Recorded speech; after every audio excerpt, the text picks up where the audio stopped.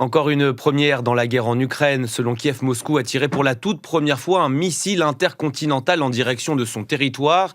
Une façon bien sûr de montrer les muscles. Pour l'instant, les institutions américaines qui pourraient être appelées à commenter cet épisode sont clairement en train de préparer leur copie en quelque sorte. On parle évidemment du Pentagone qui rassemble les éléments en échangeant avec leurs homologues ukrainiens. Puis sur la base de ces éléments, le département d'État est en train de mesurer la valeur et la signification réelle, la signification diplomatique, notamment en quelque sorte, de l'utilisation d'un missile de croisière russe, qui n'est pas anodin, vous l'avez compris. Il y a une certaine peur ou une certaine anxiété dans le pays, d'autant plus qu'on vient d'apprendre ce matin que le Parlement est fermé aujourd'hui à cause d'un risque de frappe sur le quartier gouvernemental dans le centre de Kiev. Mais je pense que ce dont beaucoup d'Ukrainiens ont plus peur que des frappes en eux-mêmes, c'est que l'Occident pourrait être effectivement découragé par cette escalade. La Russie a frappé l'Ukraine. Depuis des années, on met en garde sur ce point. La Russie possède une nette supériorité dans l'escalade conventionnelle.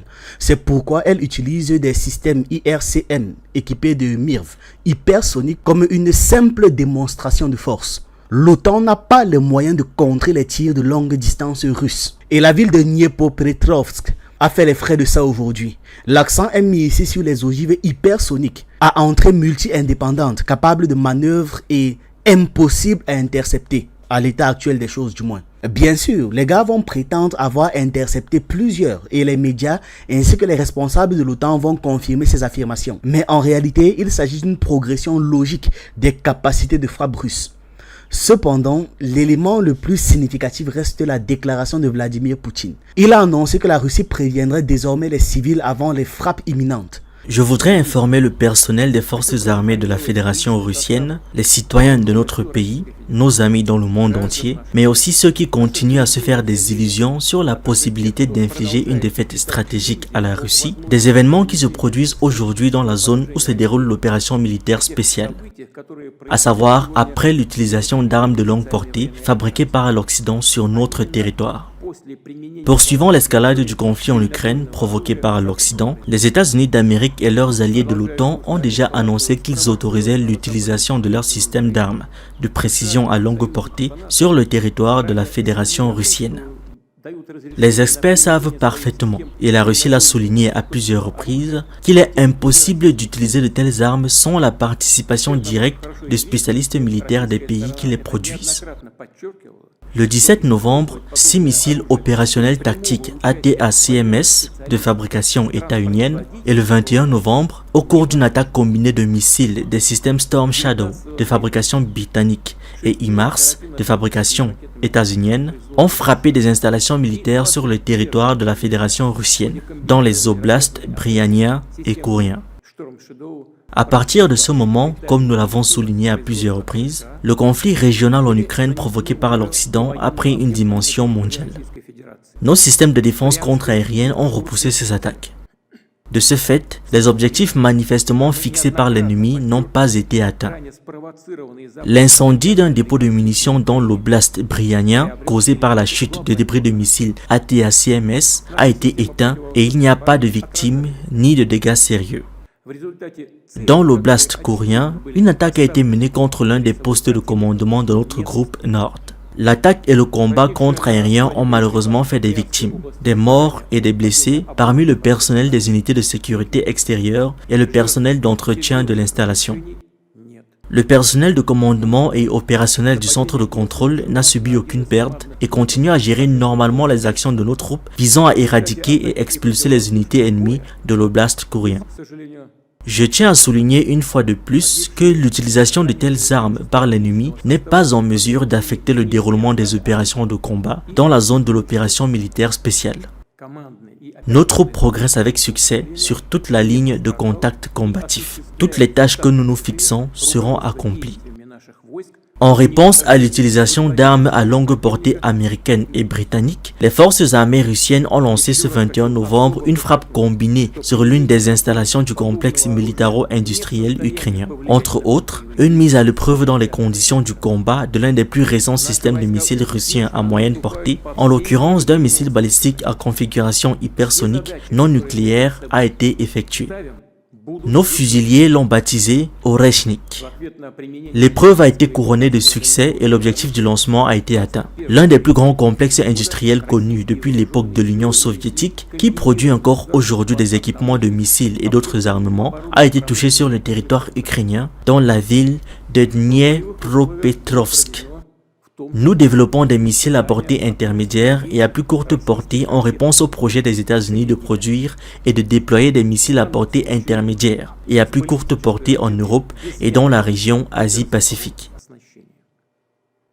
Nous estimons que les États-Unis ont commis une erreur en détruisant unilatéralement en 2019, sous un prétexte fallacieux, le traité sur l'élimination des missiles à portée intermédiaire et à plus courte portée. Aujourd'hui, les États-Unis ne se contentent pas de produire de tels équipements, mais, comme nous pouvons le constater, ils ont réglé les questions relatives au déploiement de leurs systèmes de missiles avancés dans différentes régions du monde, y compris en Europe, lors d'exercices d'entraînement pour leurs troupes. Plus que ça, au cours de ces exercices, ils s'entraînent à les utiliser. Permettez-moi de vous rappeler que la Russie s'est volontairement et unilatéralement engagée à ne pas déployer de missiles à portée intermédiaire et à plus courte portée tant que les armes américaines de ce type n'apparaîtront dans aucune région du monde. Je le répète, nous procédons à des essais du système de missiles Oreshnik dans des conditions du combat en réponse aux actions agressives des pays de l'OTAN contre la Russie. La question de la poursuite du déploiement de missiles à portée intermédiaire et à plus courte portée sera décidée par nous en fonction des actions des États-Unis et de leurs satellites. Nous déterminerons les cibles pour de nouveaux essais de nos systèmes de missiles dernier cri en fonction des menaces à la sécurité de la Fédération russienne. Nous nous réservons le droit d'utiliser nos armes contre les installations militaires des pays qui autorisent à utiliser leurs armes contre les nôtres et en cas d'escalade des actions agressives, nous répondrons avec la même détermination et du tac au tac. Je recommande aux élites dirigeantes des pays qui envisagent d'utiliser leur contingent militaire contre la Russie d'y réfléchir sérieusement. Il va sans dire que lorsque nous choisirons, si nécessaire et à titre de mesure de rétorsion, des cibles à frapper par des systèmes tels que Oreshnik sur le territoire ukrainien, nous proposerons à l'avance aux civils et demanderons également aux citoyens des États-Unis qui se trouvent sur place de quitter les zones dangereuses. Nous le ferons pour des raisons humanitaires, ouvertement, publiquement, sans craindre une riposte de la part de l'ennemi qui recevra également ces informations. Pourquoi sans crainte? Parce qu'il n'existe actuellement aucun moyen de contrer ces armes. Les missiles attaquent les cibles à une vitesse de Mach 10, soit 2,5 à 3 km par seconde. Les systèmes de défense contre-aérienne actuellement disponibles dans le monde et les systèmes de défense anti-missiles construits par les États-Unis en Europe ne peuvent pas intercepter de tels missiles. C'est impossible. Je voudrais souligner une fois de plus que ce n'est pas la Russie, mais les États-Unis qui ont détruit le système de sécurité international et qui, en continuant à se battre, à s'accrocher à leur hégémonie, poussent le monde entier vers un conflit global. Nous avons toujours préféré, et nous sommes prêts en ce moment-là, à résoudre toutes les questions litigieuses par des moyens pacifiques. Mais nous sommes également prêts à faire face à toute évolution des événements. Si quelqu'un en doute encore, c'est en vain. La réponse aura toujours lieu. Ceux qui choisiront de rester le feront à leur risque et péril. Ça les arrange, ça les concerne. Ce n'est plus seulement une opération militaire spéciale, mais une nouvelle étape dans le conflit. Pour la première fois depuis le début du conflit en Ukraine, la Russie a frappé la ville de Dnipro avec un missile balistique intercontinental ICBM. Cette attaque est survenue jeudi matin entre 5h et 7h et ça a été confirmé par l'armée ukrainienne de l'air via leur chaîne Telegram. Le missile a été lancé depuis la région d'Astrakhan, près de la mer Caspienne, et a parcouru plus de 1000 km pour atteindre sa cible. Bien que le modèle précis du missile n'ait pas été révélé, cette opération marque une étape majeure dans l'escalade du conflit. La Russie, qui est bien évidemment accusée par l'Occident d'aggraver la situation, on fait comme si on ne sait pas ce qui s'est passé dimanche dernier, a donc franchi le seuil qu'ils avaient prévenu franchir en utilisant un ICBM. Bien que Moscou ait déjà déployé des missiles hypersoniques à Kinjal depuis mars 2022 avec 134 tirs enregistrés selon le ministère ukrainien de la Défense, l'utilisation d'un ICBM en Ukraine constitue une première. Capable de couvrir des distances supérieures à 5500 km, ces missiles peuvent transporter des ogives conventionnelles ou nucléaires, représentant donc un élément clé de la dissuasion russe. On avait bien prévenu ici, l'Occident va accélérer les choses. Le ministre des Affaires étrangères russe, Sergei Lavrov, l'a aussi prévenu. Poutine a également prévenu. Dmitry Medvedev a aussi prévenu, mais malgré tout les gars l'ont fait. Et Dmitry Medvedev avait même expliqué que l'Occident pense que la Russie ne va pas atteindre un certain seuil. Et que c'est ça l'erreur que l'OTAN est en train de faire.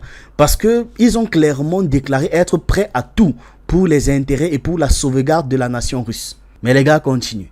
Outre l'ICBM, la Russie a également lancé plusieurs autres missiles, notamment un Kidal tiré depuis un avion MiG-31K et 7 missiles de croisière depuis des bombardiers Polev, un 95 MS. Bien évidemment, du côté des Ukrainiens, on explique que la défense ukrainienne a réussi à intercepter, comme je l'avais dit, les missiles de croisière là. Selon un communiqué officiel, les missiles restants n'ont causé que des dégâts limités et aucune information concernant d'éventuelles victimes n'est encore disponible. Ces derniers jours, Moscou a multiplié les avertissements envers l'Ukraine et les puissances occidentales. Cette intensification intervient après que les États-Unis ont autorisé Kiev à utiliser les missiles ATACMS pour pouvoir frapper le territoire russe et après que mardi, la Russie ait tiré en territoire russe et que ces missiles ont été interceptés par l'armée russe. Une autorisation qui était longtemps attendue par l'Ukraine, mais redoutée par les Occidentaux à raison de la possible riposte russe, justement. Ça considérait cette initiative comme étant la ligne rouge à ne pas franchir, mais ils l'ont franchie et ensuite pour pouvoir accuser la Russie de vouloir de faciliter l'escalade ou de permettre l'escalade ou d'escalader littéralement la situation eux-mêmes. Par ailleurs, c'est important de le préciser, la Russie avait récemment actualisé sa doctrine nucléaire. Désormais, elle se réserve le droit d'utiliser l'arme nucléaire en cas d'attaque majeure, même si celle-ci provient d'un pays non nucléaire soutenu par une puissance nucléaire. Allusion claire à l'Ukraine et aux États-Unis. Le chef du renseignement extérieur russe a souligné que cette doctrine élimine toute possibilité de victoire conventionnelle contre la Russie sans risque nucléaire. Bien que l'identité exacte du missile utilisé reste incertaine, certains médias ukrainiens évoquent des RS-26 Rubers, capables d'emporter des charges conventionnelles ou nucléaires au choix. D'une portée de 6000 km, ces missiles présentent une précision de 150 mètres et peuvent transporter une charge utile d'1,2 tonnes. Oui, c'est à ce niveau-là. Le lancement depuis Kapustin Yar, situé à environ 1400 km de Kiev, contourne les systèmes de défense anti-missiles placés au nord, minimisant le risque d'intervention en début de trajectoire. L'impact d'un de ces missiles, avec des véhicules de rentrée pesant environ 1 tonne, voire un peu plus chacun, serait équivalente à 2 tonnes de TNT, causant des destructions importantes. Donc quand ils disent que ça n'a même rien détruit là, ça c'est parce que c'est le communiqué officiel de l'armée ukrainienne. Ils attendent de bien gérer l'information avant de communiquer ce qu'ils auront à communiquer. Les États-Unis, même s'ils disposent de systèmes d'alerte satellitaire pour pouvoir détecter le lancement de ces missiles-là, ça détecte, ça les prévient, mais ça n'empêche pas que ça touche quand même la cible. Donc maintenant, il y a les États-Unis qui disent que pour éviter tout risque de confrontation nucléaire, ils vont devoir causer avec la Russie. Bon, pourquoi ne pas avoir commencé par ça dès le début ? En tout cas, voilà ce que j'avais à partager avec vous dans cette vidéo. Dites-moi ce que vous en pensez en commentaire. Comme je dis, les Fallout et d'autres séries post-apo à cause de la guerre nucléaire, c'est pas si loin de nous que ce qu'on pourrait penser. Et si l'Occident continue, il y aura vraiment escalade. Et il y aura vraiment guerre nucléaire. Et personne ne pourra se cacher. On se retrouve donc dans une prochaine vidéo.